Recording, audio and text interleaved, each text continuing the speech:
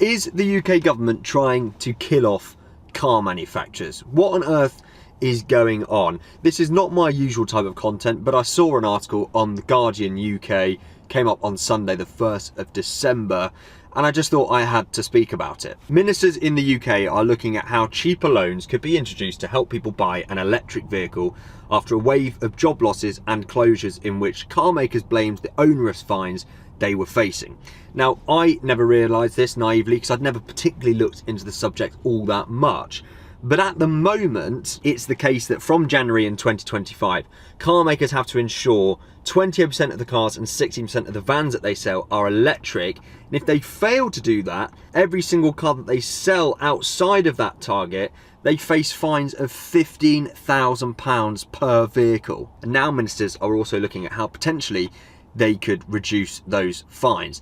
Now, this has become particularly important and crucial to talk about because recently, a few weeks ago, we heard that Ford are planning to cut 800 jobs over the next 3 years in the UK. They say this move is part of a major restructuring programme which will see 4,000 posts or jobs closed across Europe as a whole over the next few years. And then even more recently, just last week, we heard that Stellantis, who are Vauxhall's parent company, are planning on closing a Vauxhall plant in Luton, which would cost 1,100 jobs for the workers there. So manufacturers are now being forced to cut costs, to close factories, which inevitably means losses of jobs for thousands of hard-working people across our country here in the UK, but also greater Europe. And I think this is largely as a result of regulations and targets that the EU and the UK are setting to these manufacturers, such as with the manufacturing of electric vehicles, where they say 28% of cars and 16% of vans need to be electric that they are producing from early next year. But the problem with that is the demand for electric vehicles is just not where the manufacturers need it to be, but also clearly where the government had anticipated it would be by now. It's just not there. Electric cars are way too expensive, and so the government in this article are saying that they're going to introduce cheaper loans to encourage people into EVs, but that doesn't help anyone, which is a large majority of the population in the UK. That doesn't help anyone that doesn't have a driveway or potentially access to somewhere where they can charge their car at home, because pricing of public chargers, as I found out with my time with electric vehicles over the past few years, is expensive. And actually, when you consider the range that these electric cars can get at the moment, most electric cars being crossovers, SUVs, very, very heavy things, ends up being almost as expensive as if you were just running a average petrol, combustion or diesel car, maybe getting 35 or 40 miles per gallon. And so the government here are trying to solve this issue by introducing cheaper loans and making it cheaper for people to get into EVs, but I don't think that solves the problem. Jonathan Reynolds, who's the Business and Trade Secretary for the UK, stood by the government's cast iron commitment to reinstate a 2030 ban on new cars that run on petrol and diesel. This is the deadline that was dropped by Rishi Sunak a year ago when he was our Prime Minister, but he said the government had to be clear-eyed in its effort to keep the auto industry alive in the UK. So to me it sounds like there he's saying he really wants to reinstate this 2030 ban on new combustion cars, but he also wants to keep the auto industry alive in the UK. But I don't think those two things go hand in hand. For all of the incentives you could now bring to car manufacturers, or maybe you could waiver or cut that fine that you're going to impose on manufacturers not making enough electric vehicles proportionately of their output, that's not going to solve the infrastructure problems and the issues with people gaining access to charging. There's many remote communities out there. There's many social housing environments or lower cost housing environments that don't have their own access to chargers, and those sorts of people are going to be penalised for this, because electric cars are going to be getting more expensive. It doesn't matter how much incentives the government put out there. Also, just incentivising people through cheaper loans is not really solving the issue, because all you're doing there is maybe incentivising people that would never finance a car and buy a car cash bit like me actually. I tend to buy cars sub £5,000, run them for a few years and then sell them.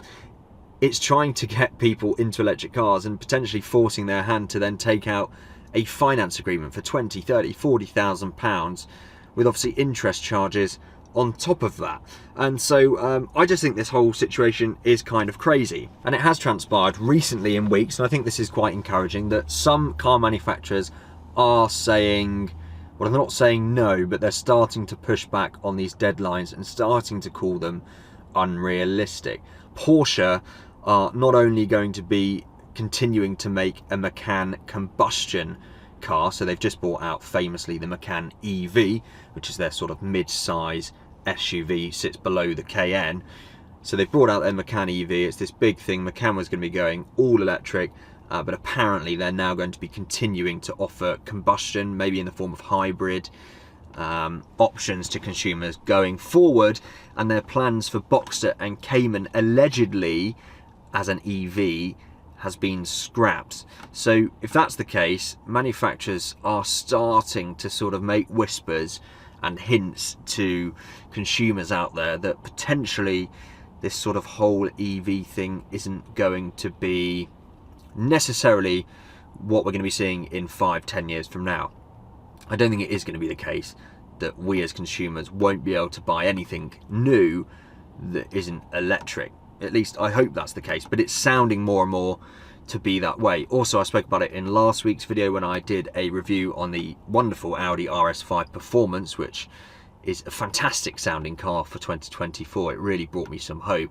But Audi are saying that all electric is certainly not going to be their future, and they will continue to provide combustion, hybrid, whatever vehicles, something with engine as an element of the car for years to come. And there's no plan to do anything otherwise. This is a really fast moving sector at the moment. Everything is changed very quickly, and so a lot of what's coming out my mouth might already be irrelevant and outdated. This article goes on to say that, of course, electric vehicles have very low carbon emissions and are considered to be vital in the bid to reach net zero.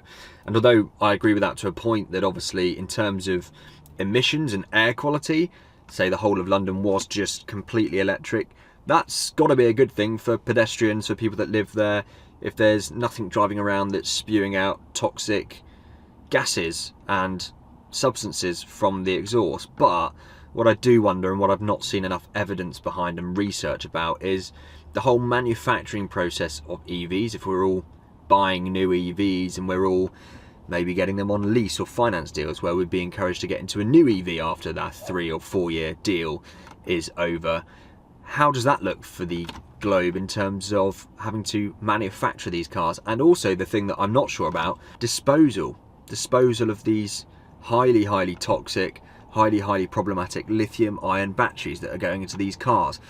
I'm talking way beyond my pay grade here, and I welcome all and every comment in the description below to correct me on some of my concerns and to educate me, more importantly, because this is just me having a little bit of a rant over my own concerns that are pretty much uneducated and relatively uninformed apart from what I'm reading here. So as mentioned, Stellantis, who are the owner of Vauxhall, are saying they're going to close their factory in Luton, which will put 1,100 jobs at risk of being cut or relocated.